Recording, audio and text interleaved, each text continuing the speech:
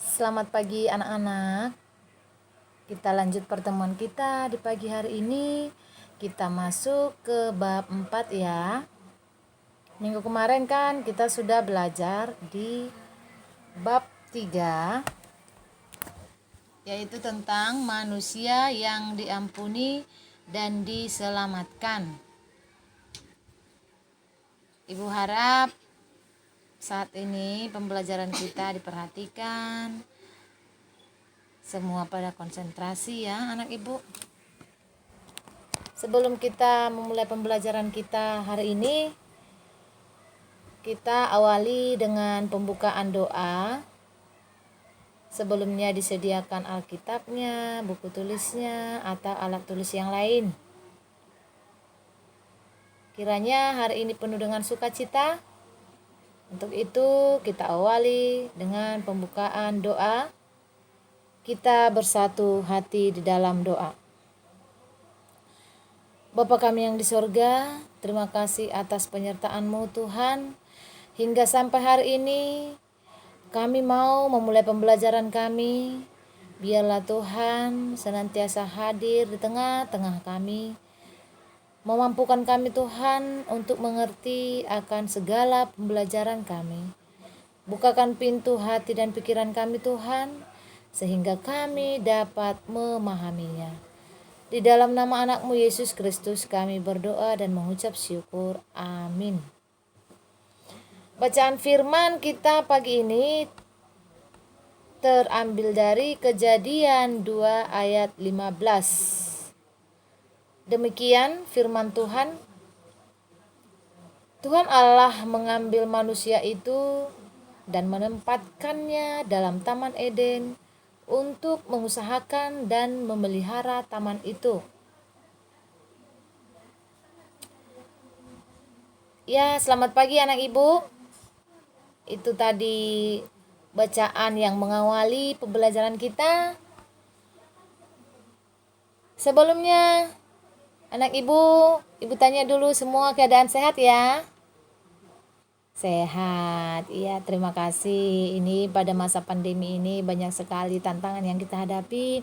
Mari kita berdoa, mudah-mudahan masalah pandemi corona ini cepat selesai. Kita bertemu dapat secara langsung belajar ya, bertemu dengan ibu dan juga ibu juga kangen kepada anak-anak ibu semua. Mudah-mudahan dalam keadaan sehat, tidak ada yang sakit atau tidak ada kekurangan suatu apapun. Anak ibu, kita awali dengan pendahuluan bagian A, pendahuluan, yaitu banyak pemandangan alam yang sangat indah di bumi Indonesia antara lain Laut Raja Ampat Papua, kemudian Pulau Bali, Danau Toba, pemandangan alam Gunung Bromo. Salah satunya mungkin anak ibu ada yang sudah pernah didatangi ya, atau sudah pernah ke Laut Raja Ampat Papua, atau ke Pulau Bali, ada yang sudah pernah ke Danau Toba, atau juga pemandangan alam Gunung Bromo. Nah, melalui alam semesta, manusia dapat melihat sebuah karya Allah yang sangat mengagumkan, sangat mengagumkan. Hal itu menunjukkan kemahakuasaan Allah yang melampaui pemikiran manusia. Allah adalah pencipta alam semesta ini. Ia semua ciptakan sesuai dengan indahnya dunia ini. Ia mengatur semua ciptaannya dengan sangat baik. Ia memelihara ciptaannya. Langit menceritakan kemuliaan Allah dan cakrawala memberitakan pekerjaan tangannya.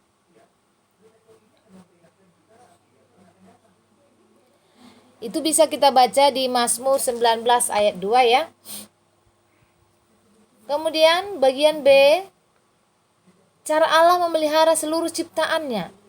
Bagaimana cara Allah memelihara seluruh ciptaannya? Contohnya manusia. Tuhan menciptakan dunia yang baik dan diberkati ya. Tuhan menilai bahwa ciptaannya itu baik. Dan puncaknya ketika manusia dinilai sungguh amat baik, Baik yang dimaksud adalah indah, bagus, menyenangkan, tepat. Anak ibu, kita tahu bahwa Tuhan menjaga keberlangsungan hidup ciptaannya. Dia memelihara kita, Dia melihat kita, Dia menatap kita apapun yang kita lakukan pada saat ini. Dia tidak akan membiarkan alam ciptaannya mengalami kepunahan. Sebagaimana janji Tuhan kepada Nuh, janji yang berlaku untuk selama-lamanya, jika Allah tidak akan memusnahkan bumi. Itu bisa kita baca di Kejadian 9 ayat 11. Manusia sebagai bagian dari ciptaannya ini pun memiliki tanggung jawab untuk terus menjaga keberlangsungan kehidupan di dunia. Contohnya ya, tidak usah jauh pada saat ini apa yang kita alami, di mana masa pandemi corona membuat manusia gelisah, membuat manusia khawatir, membuat manusia tidak tenang karena mara bahaya yang datang pada saat ini. Namun yakinlah, kita harus yakin bahwa ada cara Allah memelihara seluruh ciptaannya. Semua itu pasti akan berlalu sesuai dengan janji Allah kepada Nuh. Begitu jugalah janji Allah kepada kita pada saat ini. Anak ibu, manusia adalah mitra Allah dalam memelihara seluruh ciptaannya. Manusia adalah alat Allah, teman, rekan kerja Allah dalam memelihara seluruh ciptaannya. Kita diutus untuk memelihara segala ciptaan Tuhan yang begitu indah tadi ya. Contohnya Danau Toba, Gunung Bromo. Jika manusia merusakinya, tidak memeliharanya, maka kita atau anak cucu kita tidak bisa menikmatinya lagi. Maka itulah tugas kita sebagai mitra Allah, kita sebagai anak Allah, kita sebagai rekan kerja Allah yang memelihara seluruh ciptaan Tuhan. Menurut Kamus Besar Bahasa Indonesia, mitra memiliki arti teman atau sahabat atau kawan kerja atau pasangan kerja atau rekan. Kita manusia sebagai rekan Allah, sebagai mitra Allah, harus menunjukkan keikutsertaan dalam memelihara seluruh ciptaan Tuhan. Manusia itu bertanggung jawab untuk mempertahankan dunia ciptaan tetap dalam keadaan baik sebagaimana Allah menciptakannya semula. Jadi kita sebagai remaja Kristen, anak ibu sebagai remaja Kristen memiliki tanggung jawab yang penuh ya. Contohnya di sekolah, apa tugasnya? Salah satunya misalnya menjaga kebersihan di sekolah, menjaga lingkungan sekolah, supaya sekolahnya bersih, supaya sekolahnya atau lingkungannya indah, dan juga di rumah seperti itu, tidak membuang sampah dengan sembarang, tidak membakar-bakar hutan atau tidak membuat polusi udara dengan membakar sampah sembarang, membuang sampah di pinggir jalan raya, dan banyak sekali ya. Jika kita melakukan hal itu, maka kebersihan juga tidak akan terjaga, di mana akan menyebabkan dengan lingkungan yang kotor, maka kita akan sering kena wabah penyakit, misalnya dengan sampah yang berserakan, lingkungan tidak indah lagi. Dengan menebang pohon sembarangan, maka akan sering terjadi banjir yang mengakibatkan lingkungan kita rusak ya. Nah, di sini kita dituntut sebagai remaja Kristen, kita sebagai mitra Allah, sebagai rekan kerja Allah untuk saling menjaga lingkungan atau menjaga ciptaan Tuhan. Anak ibu, keterlibatan manusia dalam mengemban gambar dan rupa Allah atas dunia ciptaan memiliki peran yang cukup sentral ya. Peran yang benar-benar harus kita kerjakan. Melalui akal budi, pengetahuannya, manusia mampu untuk menjaga, memelihara, dan mengolah bumi untuk keberlangsungan seluruh ciptaannya. Kita buka Kejadian 2 ayat 15. Silakan dibuka Kejadian 2 ayat 15. Tuhan Allah mengambil manusia itu dan menempatkannya dalam Taman Eden untuk mengusahakan dan memelihara taman itu.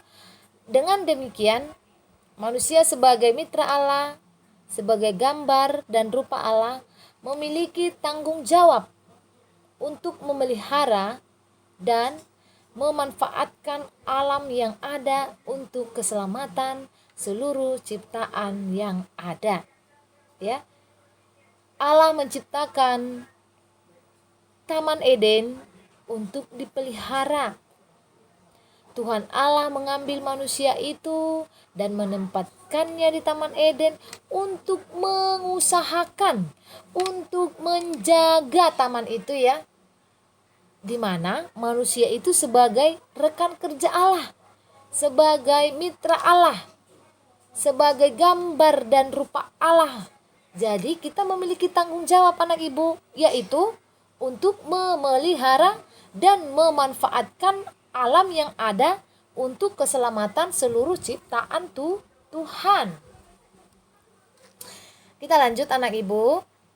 Bagian C yaitu keselamatan berlaku bagi seluruh ciptaan Tuhan. Kitab pertama memproklamasikan pada mulanya Allah menciptakan langit dan bumi. Itu tertulis dalam Kejadian 1 ayat 1. Dan kitab terakhir menyatakan penciptaan langit yang baru dan bumi yang baru tertulis dalam Wahyu 21 ayat 1. Sang pencipta menopang segala yang ada dengan firman-Nya yang berkuasa. Kita buka di Ibrani 1 ayat 3. Umat Kristen mengikrarkan pengakuan iman yaitu aku percaya kepada Allah Bapa, pencipta langit dan bumi, jagat raya merupakan buah karya Allah, sumber kehidupan. Pemeliharaan atau disebut juga dengan providensia Allah atas seluruh ciptaan dalam kekristenan dipahami sebagai aktivitas Tuhan yang tiada putusnya, yang oleh rahmat dan kebaikannya yang berlimpah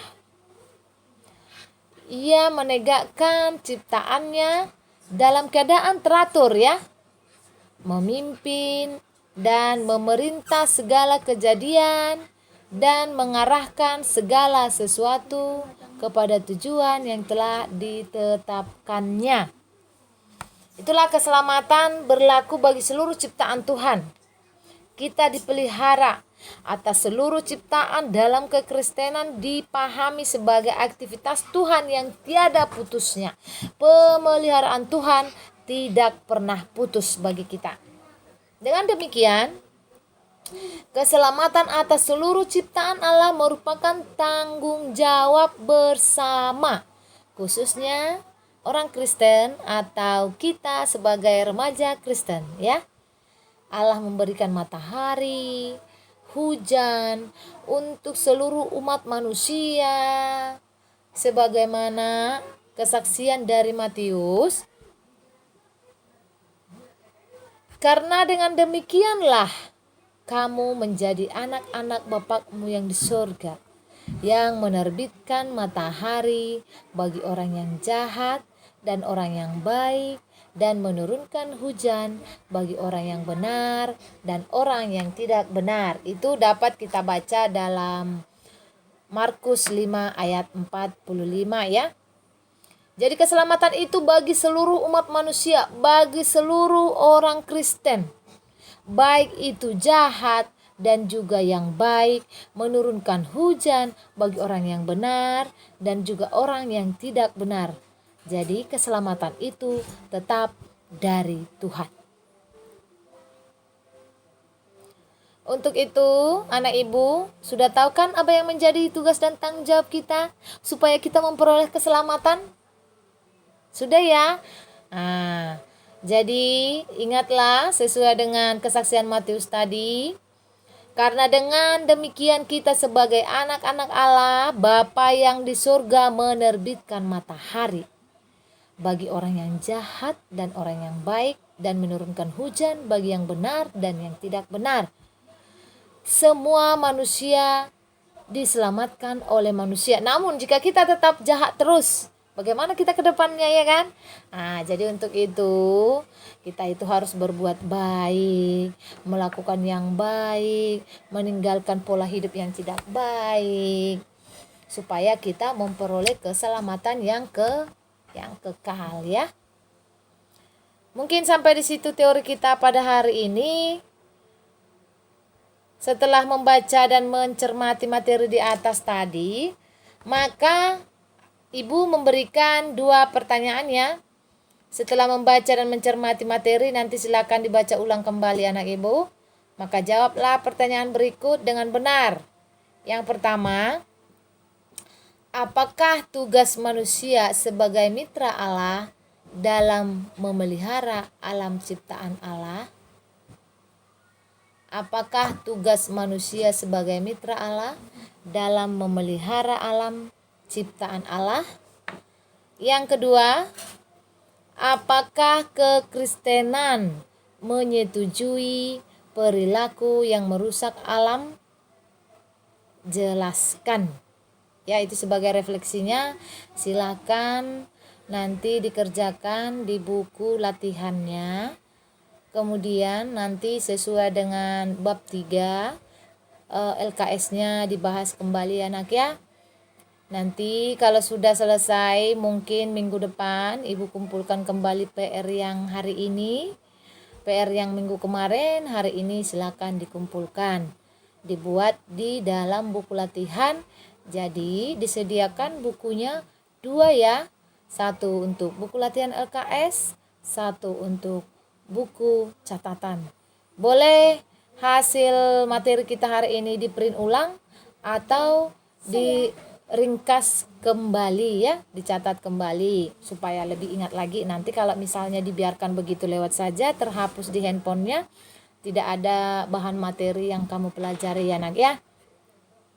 Sebelum kita menutup ibadah kita atau menutup pembelajaran kita hari ini, kita tutup dengan sebuah doa dengan menyanyikan sebuah lagu Yesus sayang padaku. Tahu ya? Ayo kita nyanyikan sama-sama. Yesus sayang padaku, Alkitab mengajarku, walau ku kecil lemah, aku ini miliknya. Yesus Tuhanku sayang padaku. Itu firman-Nya di dalam Alkitab. Yesus sayang padaku, Ia mati bagiku, dosaku dihapusnya, sorga pun terbukalah. Yesus Tuhanku sayang padaku.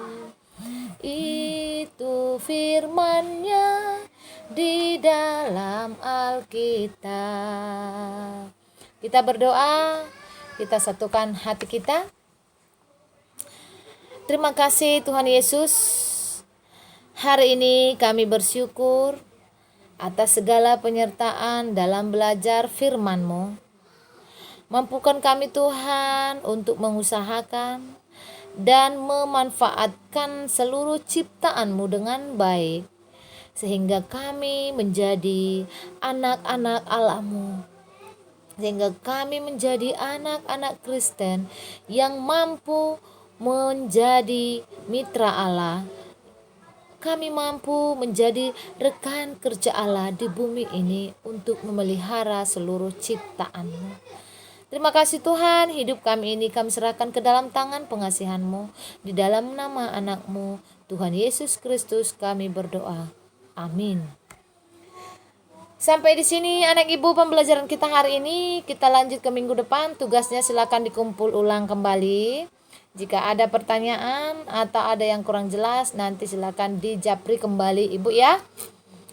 Sampai bertemu kembali, ibu ucapkan selamat siang. Shalom.